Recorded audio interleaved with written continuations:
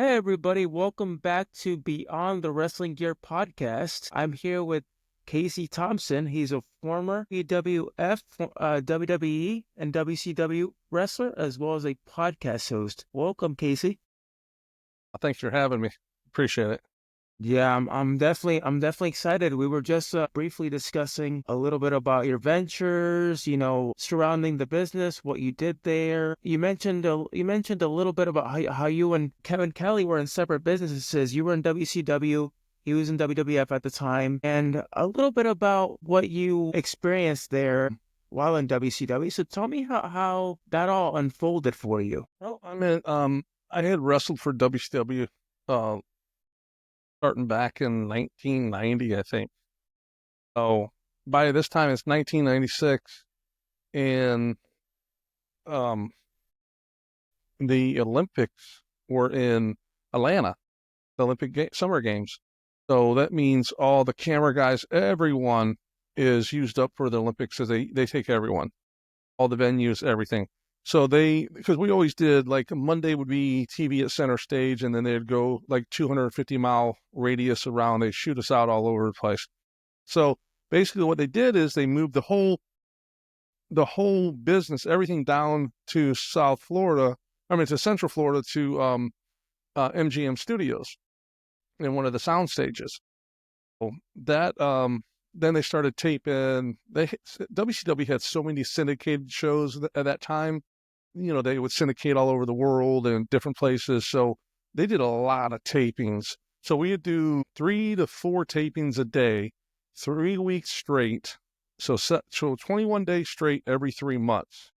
So I was actually based in Orlando all the time. So I was naturally, on a lot of the stuff and everything. Because at the time I was real good friends with Kevin Sullivan, which was the head booker. He hooked me up with Paul Orndorff and Terry Taylor, which I knew Terry from years ago. I wrestled him and stuff like that. But he hooked me up with Paul. Paul was the one who was booking all the television guys. So Paul's like, all the guys around here? I'm like, yeah. He's like, all right, I'm using you for everything. And, the Devils, put his name behind you, so it's good enough for me. So, and, I was just there. And then that's where the first Nitro at MGM was, where they built it outside. It looked like an outside stadium, like a mini stadium. They built it right there, like right by the entrance of it. So, I just happened to be there during a lot of the pivotal times during wrestling. And like you were saying, Kevin was with WWF at the time. He was an announcer and backstage interviewer. So he's got a perception on a lot of the stuff from up north. I have a lot of stuff from down south. So we get on our podcast together and we just basically, it drives our producer crazy. He's like, what are we going to talk about this week? We're like, I have no clue. We just turn it on and we just start talking. Kevin starts talking and I just jump in and we just, go from there. So it's just, we have really good chemistry. And, we started years ago, 30 some years ago, back actually at Universal Studios when Eddie Mansfield's promotion had the IWF. Kevin was one of the commentators there, and one of my mentors was like their champion, Blackjack Mulligan. So Blackjack was a very, very close, dear friend of mine.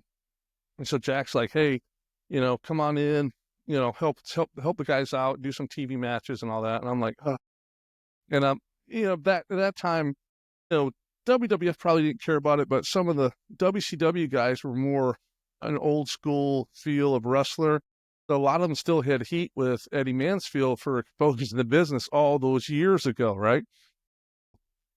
I told Jack, I said, man, I already hear Flair and guys like that when I'm up doing TV. I hear the rumblings of it, and I don't want to get the heat on my back. He's like, well, throw a mask on. They won't know who you are. I'm like, all right, that works for me. So I might wrestle this Mr. X, Dr. X, something like that, just with the hood on. So I did, and that's where Kevin was. Kevin was, doing play-by-play, and his, color commentator was Eddie Mansfield.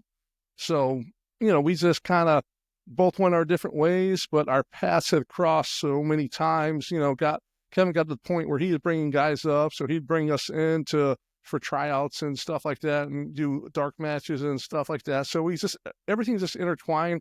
So we just sit and just, collaborate about our careers and our perceptions, and we start finding little rabbit holes, and it makes for some entertaining, podcasting, I guess. Man, I mean, just from what you told me alone, it seems like it was a very interesting start to your career.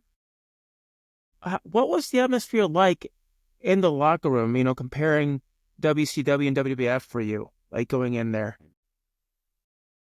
Wait, they're night and day, you know. It depends which stages. I mean, my first match in um WCW was like I said, 1990. I wrestled in a television match against Butch Reed and Ron Simmons Doom, and I remember that night the catering was always so bad at WCW, and our call time was at 1 o'clock in the afternoon, so we're literally at the building all day, just kind of you know, throwing a football around, taking our shirts off, getting some sun. I mean, you name it, we were just kind of there all. It's because they wanted to make sure everyone was there. So we were there for the day. So, they brought catering in, and the food was just horrendous. Like when we went to center stage, they had a catering, and it was like you didn't even want to eat that food. But I remember we were in Perry, Georgia, at I think the South Georgia State Fairgrounds, and they had Sonny's Barbecue as the caterer. And I remember coming down the elevator, walking out, and Mike Rotunda walked by me. He's like, "What we got today?" I said, "Oh man, it's good. It's Sonny's Barbecue." He's like, "Oh man, let me get up there." So the difference between it, just that the catering. When I went my first time at WF, it was 1991, and I was just riding up with a couple of my buddies that I actually started with, two brothers, John and Scott Allen. They were booked on the WWF. I was just going for the ride. So they were doing the Pensacola Biloxi double shot. So I was off the first day. Next, I wasn't even booked on the show. I was just going for the ride. I was just trying to get my foot in the door, doing whatever it takes to try to, move up that ladder, get the bookings, stay busy. So Pensacola, I just sat, watched, and the catering was incredible. Even nowadays, it's like a million times better than it was in the 90s. But the 90s was so much better than WCW's at the time. So the next day we were in Biloxi, Mississippi, and Tony Gria, he was one of the agents and was walking around, "Hey, who can do Legions of Doom's finish?" And everyone's just like, I'm like, "I can do it." He's like, "Oh, you're booked against Legion of Doom." I'm like, "I'm not even booked on the show tonight." He's like, "Well, you are now." And he's like, "What name you use?" And I'm like, back then you kind of kayfabed, your name because you didn't want to hurt it. I finally realized it didn't really matter. So I'm like, he's like, "Oh, so your name is Casey. How about Mike Casey?" I'm like, "All right, sure." So I started with WWF as Mike Casey.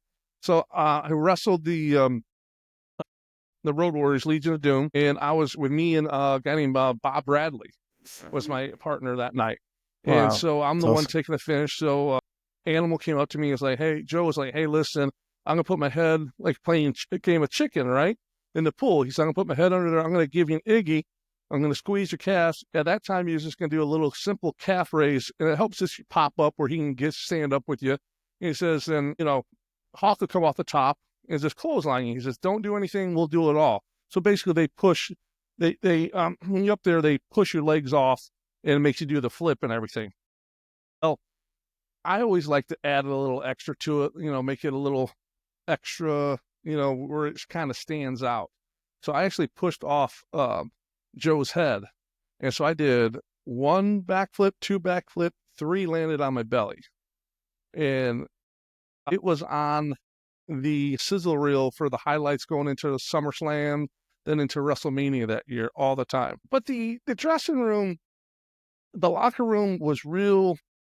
It went through spurts. WCW at first was real uptight.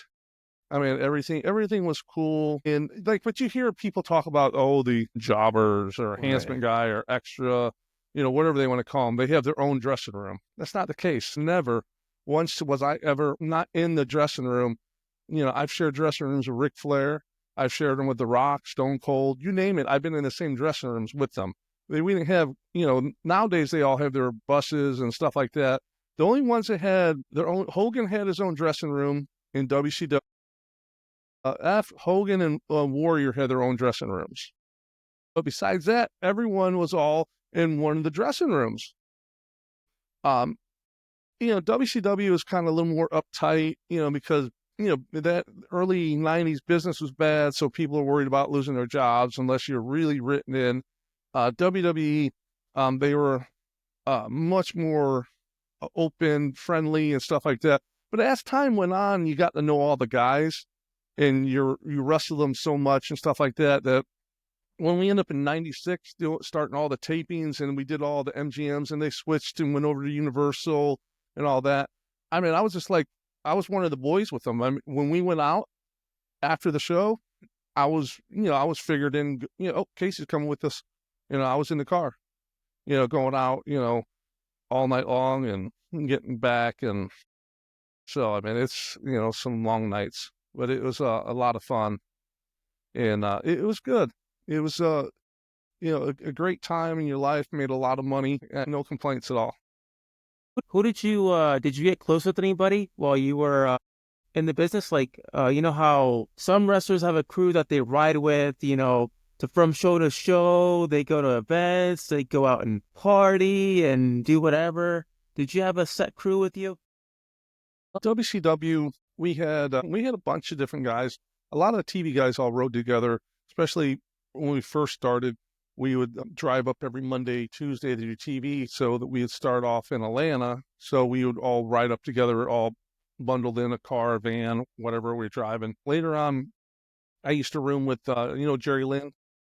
Yes, I do. Yeah, Jerry Lynn, and him and one of the Beverly Brothers when he was in Mike Enos. We all used to room together and everything. That's pretty cool. I mean, you guys, the good thing about you guys riding together is you hold each other accountable, in anything you do.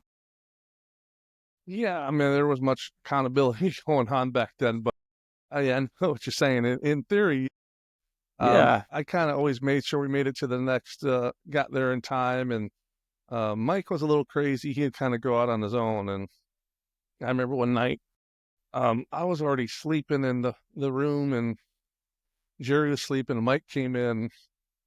Boy, it must have been 4 or 5 in the morning. He's like, Wow. Casey. I'm like, yeah. He's like, Casey. I'm like, what's up? He's like, you awake? I said, well, I am now. He's like, did you see the rent-a-car? I'm like, no, I'm sleeping. He's like, you got to go look at the rent-a-car. I said, what? He's like, I can't explain it. You have to look at it. So I went out there, and I looked at the rent-a-car, and it looked, the front windshield was all cracked. Both side windows were all shattered. Sides were side swipe. I don't know what he did. I'm like, I said, where'd you go? He said, I went to Church Street Station in downtown Orlando. I'm like, bro, I said, were you all like screwed up? Like, how messed up were you? He's like, oh no, I was fine. He says the cops actually brought me to my car. I said, wait a second. The cops, and they told me where to go. And then he's like, hey, you want some somas? And it was like a big thing of somas.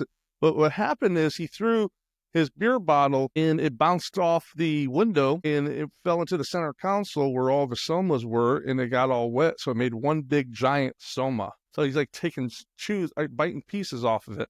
And then I said, Mike, I said, what happened to the windows? He's like, oh, just vandals. They just vandalized it. I'm like, yeah. I said, why is there no glass inside? I said, you're throwing your beer bottles out with the windows up, weren't you? I'm like, oh, okay. So he gets on the call with the rental-car people, because we had to be at the, taping at like 8:00 in the morning, 8:30 in the morning. It was crazy back then. So he's calling. He's like, yeah, I need a new car, and you need to bring a tow truck to tow this one. By the way, bring a flatbed. So when the flatbed came, all the boys happened to be leaving the hotel to go to the studio, right? And everyone saw it, because we all stayed at the same hotel in Kissimmee there. all the boys did. So you can hear all the boys publicly me like, "Whoa, did you see that?" And we're like, "Oh no," we're like kind of kayfabe and everything. But yeah, it was crazy. So yeah, I room with them all the time, and that came because I was just Jerry was wrestling as Mr. JL then, and then sometimes Jerry Lynn. So we was just in the restroom all the time, just talking. And I wrestled a match against Mike Enos and Dick Slater, rough and ready. So I wrestled Dickie a bunch in the independents and stuff throughout Florida over the years. And he's like, hey, you want to take that bump? Because he would shoot me into the corner, and I would do like a handstand, flip over the thing all the way to the floor. Oh, that's And I'm like, yeah, no problem. And then, so Mike Enos used to do a reverse slam where you pick it up, like Razor Ramon's sack of shit, right? Just a reverse slam, that's all it is. I said, Mike, why don't you do it off the top rope? I said, it's easy bump. He's like, oh, I don't know. I don't think I can do that. I said, I got you. So he threw me up on the top, went up there. When he did it, my foot kicked the camera. Oh, And I didn't know that happened, but apparently the camera went flying and shattered it. And so we keep on wrestling. Dickie's in there. He's like, all right, you ready for your bump? I'm like, yep. So he shoots me off. I do the big handstand flip, and you can see it on TV. Jackie Crockett, the camera guy's right there, and I'm right on top of him. Boom. Another camera gone. So we do the match, get the finish. The referees all had IFBs, so the back could talk to them. So they're like, go to the booking office. And then he's like, Casey, go to the booking office. The referee's telling me this. And I'm like, all right, this is cool. I said, maybe they're realizing my hard work's going to pay off. They're going to try to give me a deal, a contract or something. So time I get to the back, Enos and Slater are already coming out. They're sliding out behind me. And Mike says, all the drinks on me tonight at the bar. And I was like, shit, I'm not getting no deal. So I go in and this is the setting in the room. All the executives from WCW were in there. You had Arn Anderson was one of the agents. He was doing the talking. You had Paul Orndorff in there, another agent. He was assistant booker. Terry Taylor was one of the agents. He was in there. Kevin Sullivan was the head booker. He was in there. Then you had Eric Bischoff, which was the president of WCW. He was in there. Hogan was in there. Jimmy Hart was in there, which was one of the agents. And Ric Flair was in there. So it's basically and Mike Graham was too, by the way. He was another agent. So it was like the holy grail in WCW at the time for executives. So Arn was doing all the talking, and Arn was like, Casey, we really appreciate all your work you do for us. I'm like, okay. He says, but we can't have you break in two $60,000 cameras in one match. And I'm like, okay. Yeah. I said, he's like, it's cheaper if you just mess up the spot and then we just fix it in post. And I'm like, okay. I said, I'm just trying to, make your guys look good. He said, no. He says, we get it. We totally understand. He says, cheaper if you mess yourself up, and we can fix you cheaper than it is buying $120,000 worth of cameras in a match. I'm like, thought that was a little strange. Hurt myself, So now 30 years later, I'm like, okay, thanks, Arn. So I was like, all right. I said, he's like, no, you did a good job. He says, you're doing what you're supposed to be doing. This why you're here all the time. He says, just, be careful. Don't break any cameras. I'm like, all right, I apologize. And I said, question? He's like, yeah. I said, am I still getting my pay? He's like, yes, you're good. I said, okay. So I left. I was kind of like down a little. And so that's how I got started rooming with them, because I didn't drink. So we ended up just becoming friends, and I just stayed with them all the time. So the next day, I'm at the tapings, and I'm kind of like, man, just like, and so Paul Orndorff first Kevin Sullivan walked by me. And you got to realize I've known Kevin Sullivan since I was 15 years old when I started wrestling. So I've known Kevin for many years, and he's like, what's up, baby?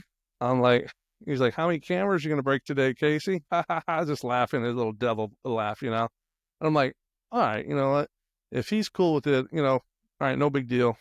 And then Orndorff pulled me to the side. He's like, those camera guys. Paul Orndorff was very, very intense. The way he looked in the ring was the way he was back there. I mean, very intense about stuff. And he's like, he's like, okay, if those camera guys get in the way, he says, break that camera.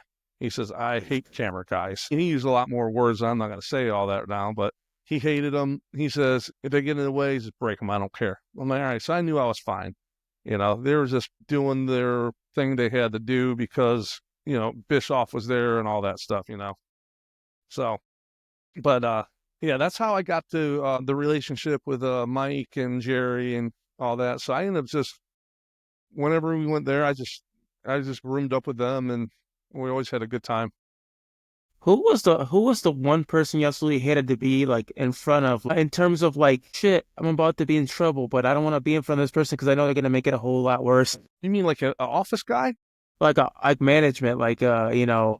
Management? I mean, I had a really good relationship with all of them.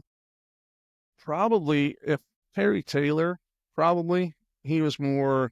I had a problem with one of the matches once where the wrestler said I did something wrong. I said I didn't do it wrong. It was with actually we ended up becoming really close friends after Prince Iakea, Mike Hayner, and you know I was taking a leg drag, and he said I went the wrong way. I said no, I didn't, and he was all pissed and tried to take liberty. So I gave it back to him, and you know we kind of had a little mini shoot going on during the match. No big deal. And so one of the guys said, say something to Terry. Terry, look at the tape. So, and then Mike got all mad because Terry looked at the tape, and I was right. I did it the right way. He screwed up, but you know, it happens. No big Yeah. deal. Later on the road, we ended up becoming very, very close friends for many, many years. We're really, really close. So, I mean, it's just part of the wrestling. Things happen, tempers flare. But, you know, Terry, look, all that stuff. I mean, um, I knew Kevin Sullivan very well, so I never worried about anything around him. I used to go and when he lived down in Islamorada, I used to go stay in his guest house all the time, and we go hang out and all that stuff. I go down there for 4 or 5 days at a time and just spend time with him. You know, learning learning the psychology of the business, all the you know the really great stuff about our business that they don't they don't use or have anymore nowadays. So Arn was always cool with me. Arn, when he was an agent with WWE, I was up there.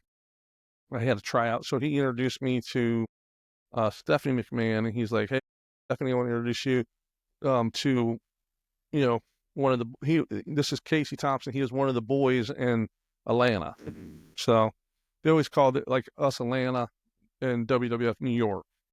You know, so he was one of the boys in Atlanta. She's like, "Oh, nice to meet you," and everything, very nice, pleasant, and everything. You know, but it was cool. You know, he referenced me as one of the boys. You at a certain point, you're like, "When did you make it?" Well, you have one of the greatest wrestlers of all time saying you're one of the boys. You know, to the bosses. You know, that's kind of cool. You know, Who so this is gonna be a not so much of a loaded question, but who was easier to work with, Bischoff or McMahon? my level, it really didn't matter, but I know what you're getting at. Definitely Vince. His fingers were in everything. So nothing happened unless Vince wanted it to happen. And in WCW, you would think it'd be Bischoff, but it wasn't. It was Hogan because Hogan had creative control.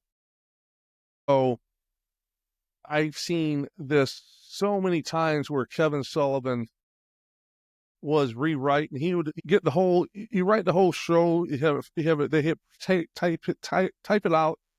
Janie Angle would type it out, and she was whoever the booker was, like the personal assistant. So she would type out the format sheet, and Hogan looked at it and it's like, this doesn't work for me, brother. So he'd have to rewrite the whole show, change it to make Hogan happy, but still try to accomplish what he needed to.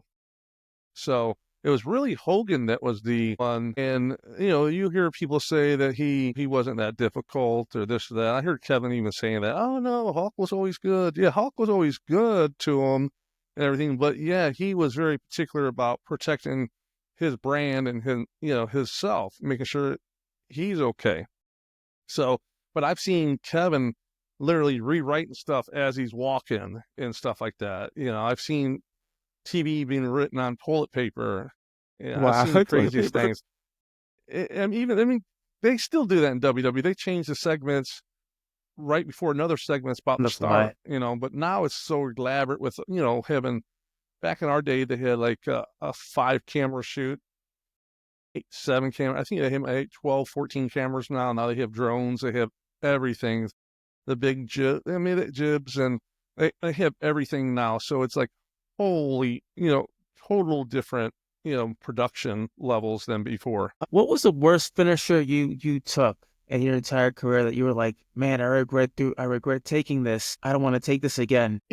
Despite what everyone says, and it really boggles me that they try to say that WWF ring was hard and WCW was light. It was, soft. It was the opposite. In my recollection, when I would take those big power bombs in the WCW ring, it just felt like your insides were going to explode. I mean, they were brutal. I mean, I've taken them, but choke slams, it's like you're giving your body to them.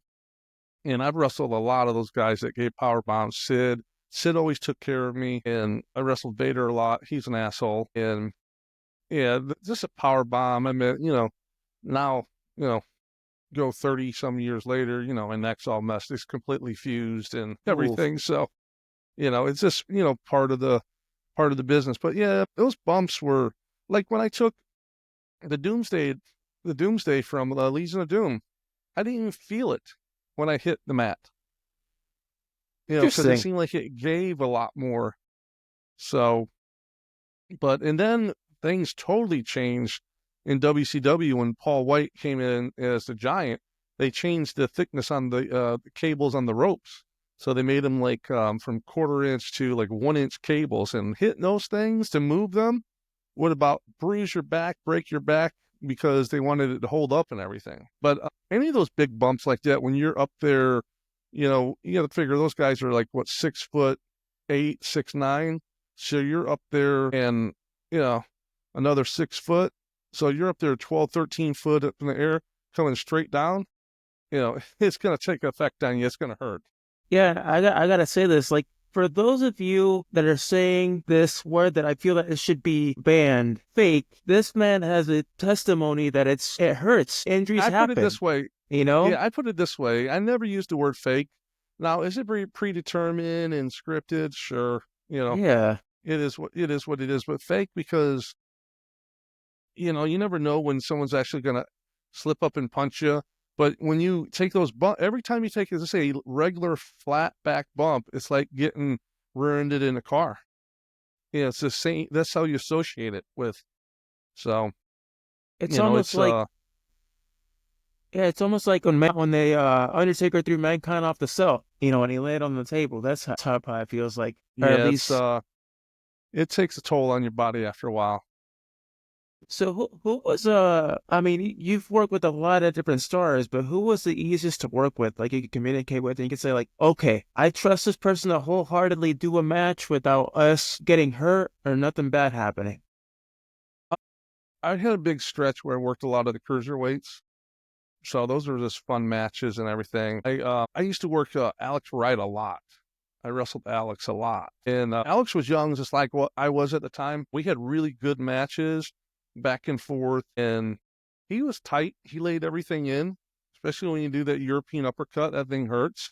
But I would lay it back too. I would chop him as hard as I could, and always messed up his hair because he hated it. So I would do it anyhow. But him, I had good matches with Chavo, Dean Malenko. I mean, all those guys I had really good matches with. They're fun because you're going to have a good match wrestling at people that caliber.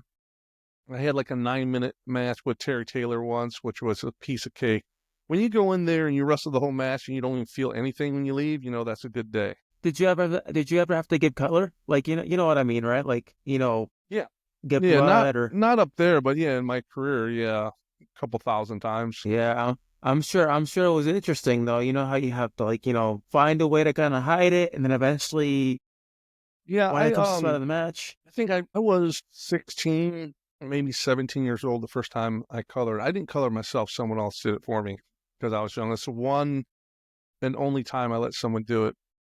I took probably 20 aspirins before the match to thin my blood out. and he put the gig in my head and turned it. I heard and he's just, and as my heart was going, he must have hit one of those little arteries. Blood was just doing, just shooting out. Every time my heart would go, it would just shoot out. And it was so bloody. The whole front row was full of blood. People were leaving, just like throwing up. It was just a gore, complete just gore. They're all worried about it. And I was fine. I felt fine, And then I think it was worse when I got home and my mother wanted to kill me because I was still, 16, 17, living at home. And she's like, why do you have a hat on? I'm like, well, I don't know. She's like, get your head up. You better not be juicing no more. She going off. But, and then, you remember Bugsy McGraw? Bugsy McGraw. Did you wrestle him at one point? Oh, I wrestled Bugsy a lot. Yeah, he broke me in the business. So Bugsy was, he's 80 years old now, sharp as a tack, and he started in the 50s wrestling. He sold out Madison Square Garden against Bruno. I mean, he's done everything. He was a mainstay at Championship Wrestling from Florida with Gordon Soley and Dusty and all them back in the day.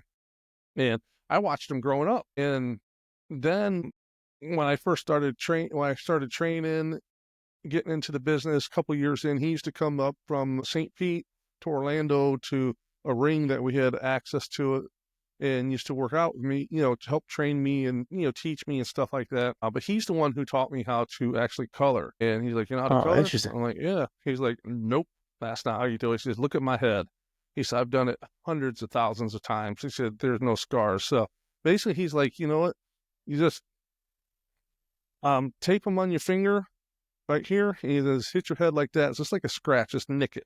Like a paper cut. That's all you're getting. And he says, just have extra gigs on you. So I always had, if I was going to color in a match, I would have 2 of them taped on my finger. That's the same way Flair does it, is tapes them on his finger. And then I have one in my wrist tape. I'd have one in my mouth down here. And I'll put one in my trunks in the waistband. Just because if I was like, you know what? Yeah. It's not good enough, I can get another one, hit it, get rid of it, and just keep on going, everything. I got really good at it where they could hit me. Even the guys were like, when did you color? I said, midair in my bump. Like they would hit me. That's it. They hit me with a chair. I was on the top rope. As I'm falling to the floor, I would hit it and come up bloody immediately. Like, whoa, we didn't even see you do it. But I just got really good at it. And I only did it when it made sense. I didn't do it I know guys just do it just because they want to do it because they make them feel like they're a wrestler. I was a wrestler. I wrestled all the time. I didn't need to do it for validation, me be like, I'm a wrestler. Like you have a lot of these independent guys that go around telling everyone they're wrestlers and this and that. Yeah, my career, my job was wrestling. It wasn't a weekend hobby, So it's, but he taught me a lot of stuff about the business. He taught me how to throw a forearm, and he taught me basically how to be stiff because I would wrestle him. He's like, hit me, kid, harder, harder. I'm like, Bugsy, I can't hit you any harder. I'm throwing live rounds at him, just tagging him. He's like, harder, come on, kid. I'm like, I can't. It's impossible, So, but I had him, Bugsy McGraw, I had Blackjack Mulligan, I had Kevin Sullivan. Blackjack Mulligan. I mean, the Blackjack, he ran the wrestling school, and I was his main guy training everyone. We used to travel together, and I used to be at his house and everything. I spent right before he died. I spent about 6 hours out at his house with me, him, and Barry, and one of my buddies came with me, and just hung out and just talked with him and everything. But I've known him since way 30 some. I knew him when I was my late teens, 18. I met him for the first time, and just but I had all these people that were mentoring me, and I was learning all. I would just suck up all their knowledge whenever the opportunity and chance I have. Even to this day, I'm friends with Bugsy. I'll call Bugsy. Our conversations weekly are about an hour and a half long.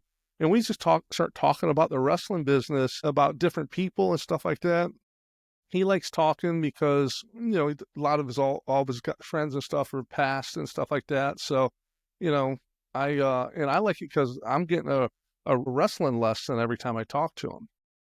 So it works out great for me. You always learn something every time you have a conversation, especially when you're close to someone that you've shared, not just the ring with, but knowledge in general on how to Right. get through it. Hmm. What's your take on the wrestling business 40 years ago versus today? How do you feel about Well, it? I guess it's like everything, wrestling has evolved. You can't say that I'm a big fan of it. The way I was brought in, you build up to stuff. You just don't give it away right off the bat. So when I would call a match, calling a match is an art form. So I would call my match like, picture if you're on a roller coaster, all the going up and down, like, the big build up, and then you think you're about to go, like a little false finish, and then boom, you go all the way down, and then you turn, curve, upside down, throwing all those swerves, everything in there. That's how if you watch my wrestling match, it felt like you're on a roller coaster. I would do something at the beginning of the match that didn't make sense until later in the match, and people would be like, "Oh, that's why he did that." That's how I called all my stuff. Oh, nowadays, everything evolves. They're very acrobatic and stuff like that. And hey, more power to them. It's not my style of wrestling, but I think it's about 450,000 people a week style watching AEW, which is not that great. But at least there's opportunities for the boys to have a job. So it's cool. I don't really watch a lot of it as much as I did. So, but it's Yeah, I remember I I remember watched. watching I was gonna say I remember watching an interview with Maven Huffman. He was talking about his experience in Tough Enough, and then had he was in the locker room, and I guess Perry Saturn didn't really. I mean, at first they didn't really get along because Maven came from Tough Enough, so he's like, "Oh, you've had an easy rise to the business. You don't know what Yeah, he it's didn't pay his like." dues. And Yeah. so eventually, Maven had to work his way into it, and eventually he gained the respect of Test, and then Perry Yeah. himself. And then he had a follow-up interview, I'd say 2 months ago with Perry. And Perry's like, "No, man, I never disliked you. I never disliked you. Just I came off rough that way with everybody." Yeah, well, let's have another perspective of it. Perry was an ass, you know, plain and simple. He was just an ass. He was like that with almost everybody, unless you're in his little clique. You know, I mean, everybody's got their way of thinking. So I listen to Maven's podcast from time to time, and his. I noticed that he never wants to be the heel on anyone. He always wants to make everything warm and fuzzy in the end and all that.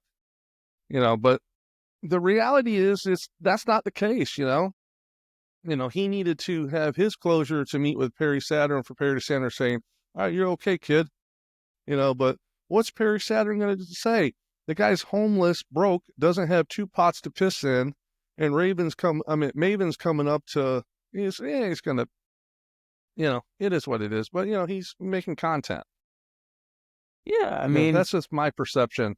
Perry Saturn was always, not the most pleasant person in the room. even though he wasn't the most pleasant person in the room, at least you got to give him credit for saving that person's life. When he got shot. Well, yeah, what people change. He might be a Yeah. nice guy now, but you get humbled, and it's a big transition for a lot of the guys when they're on TV every week, and you know, the wrestling world knows who they are.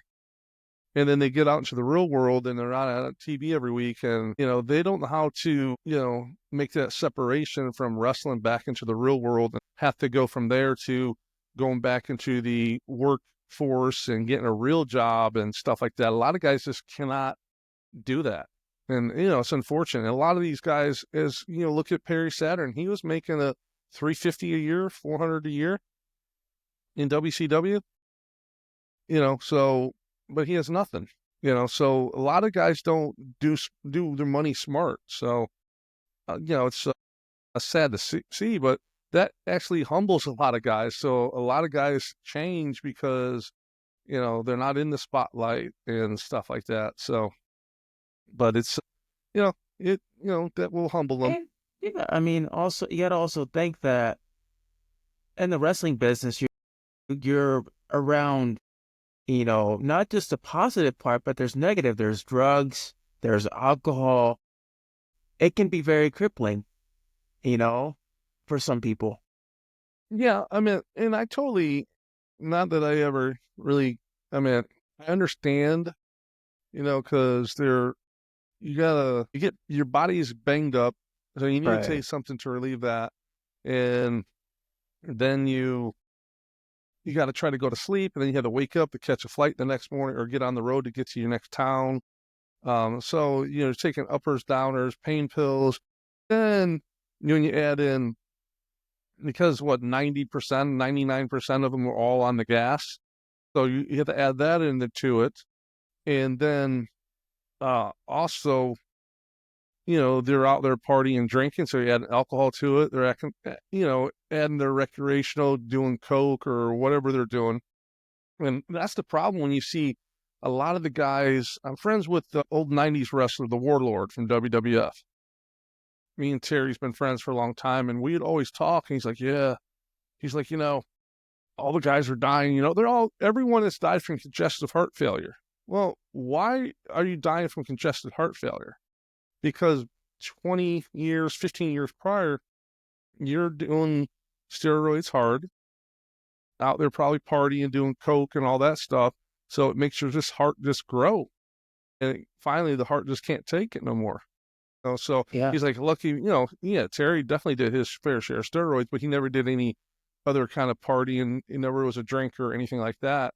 Never popped pills or anything like that. So, he's still with us and everything. But you see a lot of those guys, when they say congestive heart failure, I'm like, I'm like, you look at Road Warrior Hawk. That's what he died from.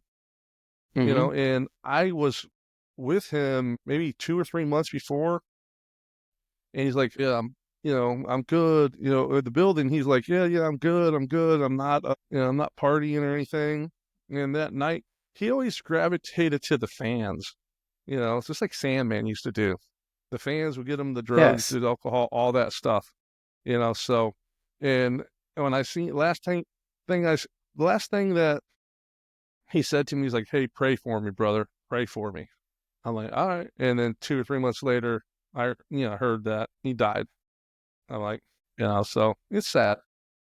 Yeah, and it's funny how we earlier mentioned, jobbers and enhancement talent. I feel like I mean, even in your time and in today's day and age, they don't get enough credit for what they do. Yeah, it is what it is.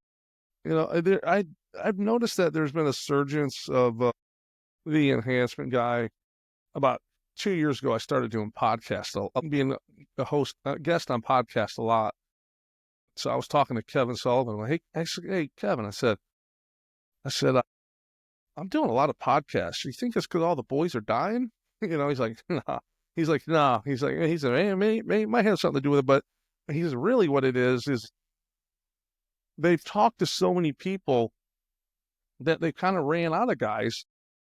Well, the fact is, he says, you were there during the most pivotal time of wrestling and you have a perspective, and your perspective might not, and most of the time is not what you're going to hear from the guys of the other guys. So they want to hear your perspective of everything from being there. And it was true, and that's how I started my podcast with Kevin Kelly, because I wanted to enhance the enhancement guy basically, Right. because the name of the ring, the name come In Ring Wrestling Podcast, because the format sheets were always set up. It would have, say, Lex Luger verse, and it have a big slash already. It say In Ring, and they write your name in that slash, Casey Thompson or something like that, because the first guy always had, it said M&E Music and Entrance, and we were in ring. So basically, as the last match was leaving, they wanted to keep the flow going. We walked out with the referees in hand, hence in ring. I tell you what, walking out, those people were brutal. They would be like, "You suck! You're gonna get your ass kicked," and all this kind of. And I'll just look at them like, seriously. But you're here paid and you're going to watch me wrestle, so, Yeah. but yeah, Yeah. that's how we came up with it. So I told Kevin, I said, Kevin, I said, I want to do a podcast. I just wanted, first, I wanted his advice on it to see what he thought of my concept. I said, I want to use the enhancement guy's perspective. You always hear about the big wrestling stars talking, but it doesn't mean it's always the truth, you know, because they're all going to make it look good for them. I don't care. It's always like that. So I said, I want to do a podcast where I take my perspective, my time in wrestling, and just let the people, learn about it from that. And I said, so what I was really asking him, and he's like, yeah, I love that concept. I think it's great. I said, well, I said, I need a guy that is going to keep the flow moving on the show and everything. I said, any young guys might want to be interested in that knows wrestling? He's like, let me think about it. So we met up a couple weeks later talking. He's like, you know what? He said, if you want me, he said, I would love to do the podcast with you. I'm like, oh, perfect. I said, I didn't think you would. He's like, no, I've been talking to a few friends and stuff. I said, I think I really want to do it. So we've been going at it for a while, and we realized it's a marathon. It's not a sprint. So we're both out there on podcasts promoting the show, getting our stories out, doing all that stuff all the time. So it's been a lot of fun, and we basically our producer goes crazy because he wants to know what's going on all the time. We're like, we don't know. We're just going to talk because, like we've talked before, our paths cross so much in wrestling. We have an unlimited supply of content. We can just keep talking and talking, and then we started Right. talking about more current stuff going on. We always go in and shoot a quick little video, get on there real quick to something that's happened or stuff like that. So we, keep a lot of content going. We had our first guest a couple weeks ago, Bob Cook, old friend of mine that wrestled in championship wrestling from Florida. I used to travel the roads with him going up to WCW. This week, which we're a few weeks behind, we got a bunch in the can, having Sergeant Buddy Lee Parker, which was wrestling WCW. He also was the trainer at the power plant. So, he trained Goldberg and all those guys.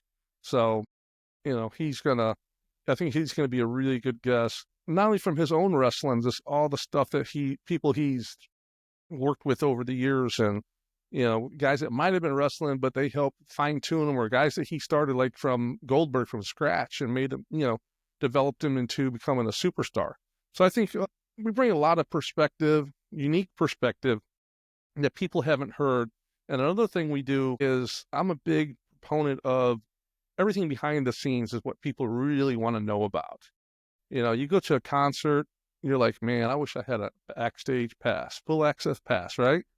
Because you want to know what's behind the curtains. So that's what we do, because we were behind the curtains all the time with our wrestling, him commentating, me wrestling. So we tell people what it was like behind the scenes. We did a whole episode just breaking down the gorilla position and how it evolved over the years and all that. And So now it's like, I know it used to be very sacred, just because, it's wrestlers' access. I'm sure it was very restricted.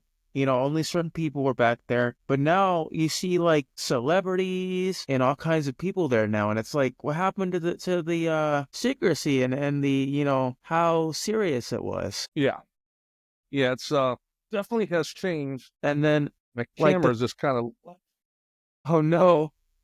Yeah, yes, gotta love cameras, you guys. Cameras can be very sneaky at times. yeah, it's an auto zoom. It just went onto the side of went off frame completely and just went all the way over to the side. No. Yeah, I saw the logo in the background. I love that. Your podcast logo. But yeah, it's my dog's joining the podcast, I guess. Oh yeah, my dog was running around. So I'm sure hello. you heard him barking. Yeah. Oh yeah. Yeah, mine's asleep right now over here. He was just running outside in the yard, playing with my sister's dog earlier, so trying to get There some you go. energy. Oh yeah. Yeah, I mean, so you and Kevin have been doing this podcast for a few months now, right? You guys, is this fairly new? Yeah, we started in November, I believe it was. Okay, okay. So So you guys, it's growing. yeah, and the fact that you have an unlimited supply, you have so much potential to where you can take it anywhere. and Yep. And another thing, I wanted to really highlight on the podcast was, you have guys who start off doing jobs on TV. You have like Edge and Christian, the Hardy Boys, guys like that, and then came into main eventers and stuff like that. Main event, going from doing a job on TV to main event in WrestleMania. You know, so we're going to talk to people like that about their journey and stuff. yeah, it's like with the Hardys when I don't know if you remembered, but when the Hardys first started, they actually had to carry Mabel to the ring, and Mabel's a big dude.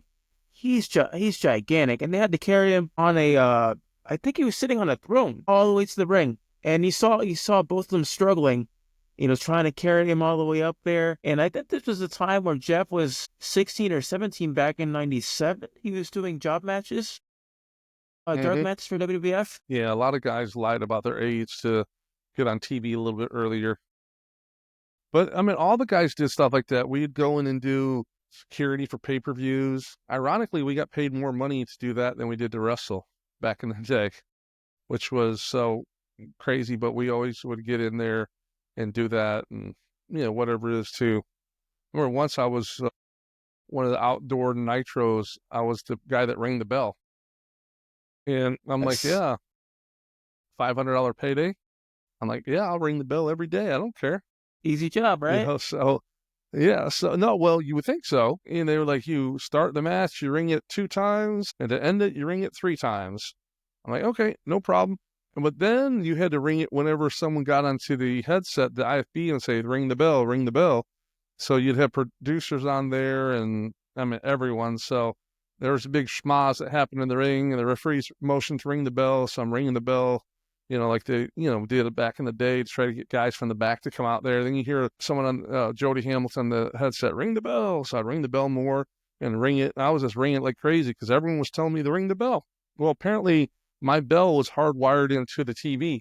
The sound of the TV, like I had the same mic as an announcer. So every time I ring the bell, it would go over the announcers. You couldn't hear them. Oh, that was my last time ringing the bell. They got a little upset because it messed up though. And it was a live TV too. So it was piped right in live on the TV. So all you heard was bell. You couldn't hear the commentators Oh, announcing. man. Was this time where Tony Schiavone and JR were there in WCW? Or this was like a little before you were there? No, I was there when they were announcing. This was during Nitro. So you had, man, it was Tony Schiavone and Bobby the Brain I Heenan? think yeah, Tony and Bobby, and then you had Mike Tenay and even Eric Bischoff. And so, when I started with W, it was announcing was for the main shows, like a Saturday night when we did that taping, would be Jim Ross and Tony Schiavone, or Jim Ross and Dusty, or Tony and Dusty, or I actually had Gordon Soley commentate some of my matches, which was Wow. really cool because that's I grew up watching him. So that must have been incredible for you to experience that. But yeah, it was quite on the way back, we'd all be like, oh man, Gordon called my match tonight. Everyone's a mark, so we're all marking out for it. What's been the best accomplishment, or what was the best accomplishment in your career? Like you could say, hey, I'm glad I went through this journey and I'm proud of this moment or these moments that I experienced. Is I don't think I can single out one exact thing. I've had a lot of interesting things, but I think the thing is how many people in their life got to live out their dream, you know? So from when I was a kid, that's what I wanted to do. And everyone's like, yeah, sure, kid, sure, kid. And, I got to that point, and I was lucky back in the day, even though might have been doing television matches, I was still on TV every week. And, I got to travel. I do, everything else. So, not many people got to literally live their dream of what they wanted to do. So, I mean, I think that's the greatest thing, living it out. And who or what group of people gave you the best advice to kind of navigate through the business? Definitely the guys I was talking about earlier, Blackjack Mulligan, Bugsy McGraw. You had Kevin Sullivan. They definitely, Paul Orndorff would pull me to the side a lot and talk to me about my wrestling. Not that it was bad, he just wanted it better. Polished. and yeah, and just fine tune it and all that. And then uh, Dusty, a little bit there. So I mean, I had great guys that were, but definitely Kevin Sullivan and Blackjack Mulligan were really um, important to what I've done. Was there ever a time you felt like, you know what, I just want to do something else and just leave the business entirely? You know? Yeah, that first bump of every match, you know, takes that bump. You're like, man, I hate this. It's a love hate business. You love it, but you hate it because how many times you go to work, when you look at it this way, I'm going to work and I know I'm going to come home beat up. That's the mindset basically. Were you ever featured in a video game? Because I know, they had Super Nintendo back in the day.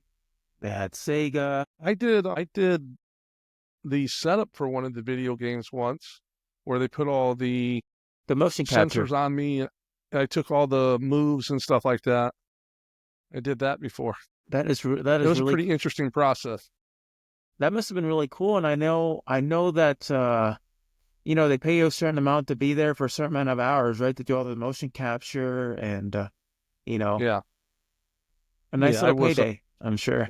yeah. Yep. It was fun. I mean, but I had to take a bunch of power bombs and all the big finish moves and everything. So, but that's why you get paid good money to do it.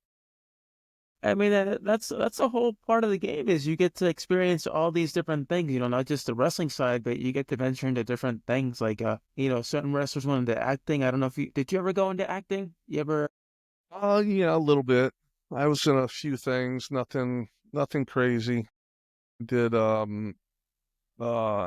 HBO show from it was with Ron Howard produced it. Tom Hanks was in it, From Earth to the Moon. It was a HBO series, miniseries. I was in that. And then I did in Orlando, they had one of the Orlando Magic players, Dennis Knight, was funding a film, like independent film that got picked up because everyone in the world did a cameo. Everyone from Orlando did a cameo. And so there was like Shaq, you had Britney Spears, you had Insane. They're all, cause these are all Orlando people back in the day. So and then they wanted me because I was a wrestler. So I had a little part in it, so it was interesting, but you know, that stuff's horrible. It's a bunch of hurry up and wait. You wait all day to go there to shoot like 10 seconds, from your, your scene or something like that. So did some music videos and stuff like that, but I'm happy with the wrestling. I don't need any of that stuff. Right? Is there a current superstar right now in today's generation that you'd wish you could go back and be like, man, I want to wrestle them in a match? I mean, I'm pretty content. You know, I've been in there with the best in the business, and I think my list of the best in the business is much better than the guys nowadays. I got to wrestle Austin, so it doesn't get much bigger than that. Yeah, and Austin was this was like pre before he became Stone Cold, right around when he was stunning Steve Austin, right? Right. He Yeah. still had hair back in the Mm-hmm. day. Yeah. Yeah. Yeah. It was good. It was cool. He was sort of like what you see on TV. Well, he Yeah, was just that getting back from knee surgery. We actually rode on the bus next to each other on the way there to the studios, and just happened to wrestle him that day too. awesome. I'm sure he was a very nice guy backstage. I hear some good things about him. Yeah, he's always cool. Yeah. Yeah, I mean, there's some people that people see on TV, they're like, man, I absolutely hate them. But in reality, once you actually get to know them in person, it's like, okay, I completely misjudged them. Yeah, But most of the guys are pretty decent. You have a few guys here and there and they're yeah, pretty well yeah, known to who they are. of course, of course. So yeah, I mean, it's been a really good podcast. Like, I definitely enjoyed hearing this perspective. And where can they find your podcast? I know if I saw it on YouTube. Is there anywhere else you Yeah, can? it's on YouTube, Spotify, Apple Podcast, In Ring Wrestling Podcast. Yeah, man. I mean, it's been a privilege and an honor, and Thank you for taking the time to be on and really sharing your My sharing your pleasure. journey. It No was problem. I amazing. appreciate you having me. Definitely. And if you guys want to listen to this podcast, you guys can go on YouTube and Spotify, and it should be up soon. And like I always say, we don't just talk wrestling, but we go beyond the wrestling gear. Until next time, everybody. Thank you, Casey. Thank you.